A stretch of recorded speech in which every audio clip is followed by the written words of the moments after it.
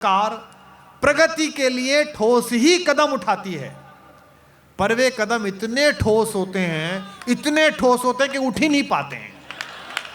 ये व्यंग है, थोड़ा देर में समझ में आएगा। तो रोहित शर्मा उसी रस का कवि है। आराम से सुनिए, आनंद से सुनिए। कवि की यात्रा महत्वपूर्ण है। इस जाड़े में हमारे दिल्ली में तो बहुत ज़्यादा कोहरा है, बहुत ज़्यादा प्रदूषण है। आज मैं रायपुर में उतरा तो फेफड़ों ने हड़ताल कर दी, क्योंकि इतनी ऑक्सीजन का उन्हें अभ्यास ही नहीं था। उन्होंने कहा तू कहाँ आ गया जितनी ऑक्सीजन आ रही है। तो आपकी प्राणवायु, आपकी तालियां हैं, हमारे लिए वही ऑक्सीजन का काम करती हैं। एक बार रोहित शर्मा का स्वागत कीजिए, जोरदार तालियों से स्वागत है रोहित शर्मा।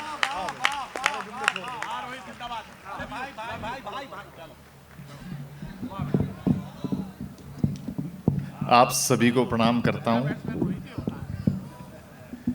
आदरणीय मुख्यमंत्री जी की उपस्थिति, उप मुख्यमंत्री जी की उपस्थिति है, तमाम पीछे जितने भी हमें श्रोता सुनने आए हैं, आप सभी को मैं रोहित शर्मा स्वागत करता हूं, अभिनंदन करता हूं, हाथ जोड़ करके प्रणाम करता हूं कि आप इतनी देर से हमें बैठे हैं सुनने के लिए। देखिए, मैं पहला कवि हूं इस टीम का। दो छोटे निवेदन करके मैं अपनी पहली 4 पंक्तियां आपको सुनाना चाहता हूं। पहला निवेदन यह है कि मैं पहला कवि हूं तो जिम्मेदारी थोड़ी सी आप पर ज्यादा है, और वैसे भी समय बहुत कम है। 5 से 10 मिनट में मुझे मेरी पारी खेलनी है। और दूसरा निवेदन यह है कि इस नए साल का यह मेरा पहला कवि सम्मेलन है। ओह वाह! तो मेरा पूरा नया साल कैसा बीतेगा, यह आज आपकी तालियां तय करेंगी। बहुत अच्छा।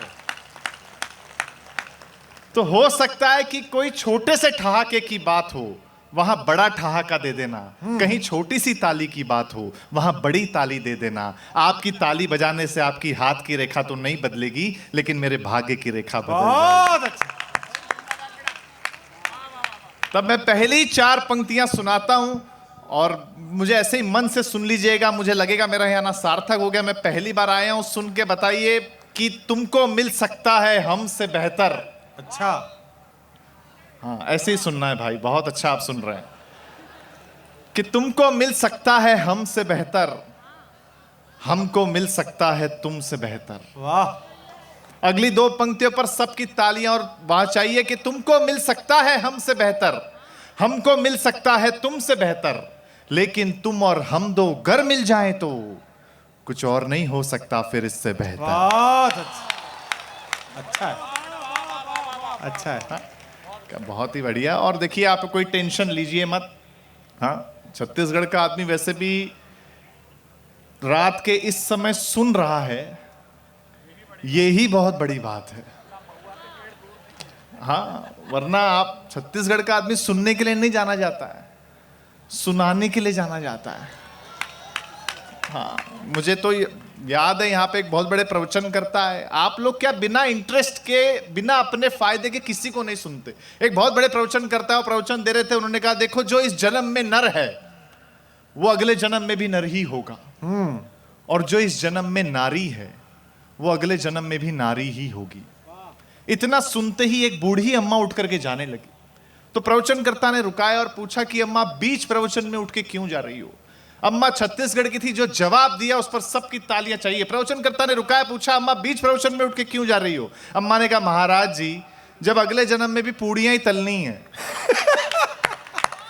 तो प्रवचन सुन के फायदा क्या है यार? हाँ? तो बहुत ही अद्भुत मामला है, बहुत अच्छा है। सब टीम है। साक्षी तिवारी जी प्यार मोहब्बत की बात करती हैं। जमाना बहुत तेजी से बदल गया। हाँ, देखो, प्यार के नाम पे कितना शोर शराबा आ गया। हाँ, नहीं, लेकिन जमाना बदल गया।